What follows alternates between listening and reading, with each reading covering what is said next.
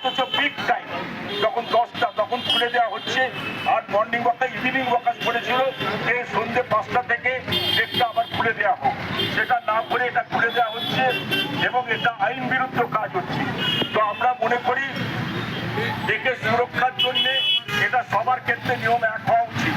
Morning ওয়াকাররা কেন deprive হবে, তারা কেন সকালে হাঁটতে পারবে না? আর যেহেতু এখানে সাফিসিয়েন্ট ম্যান পাওয়ার নেই, সাফিসিয়েন্ট সিকিউরিটি নেই, সাফিসিয়েন্ট পুলিশ প্রোটেকশন নেই, সেখানে গন্ডগোল হবার আশঙ্কা। আমরা ছোটবেলায় দেখেছি যে আমরা হোলি খেলার পর আমরা অনেকেই আসতাম লেকে স্নান করতে, লেকে সুইমিং পুলে স্নান করতাম, কিন্তু তাদের লেকের জল দূষিত হতো। তো আস্তে আস্তে যখন সচেতনতা বাড়লো তখন এই জিনিসটা বন্ধ করা গেল। এখন যদি কিছু অসচেতন মানুষ আছে যারা আশেপাশের জায়গায় থাকে, তারা বলছে যদি ক্লাব খোলা থাকে আমরা কেন আসবো না। আজকাল সারাউন্ডিং এরিয়া থেকে সব ছেলেরা বলছে আমরাও ঢুকে যাবো।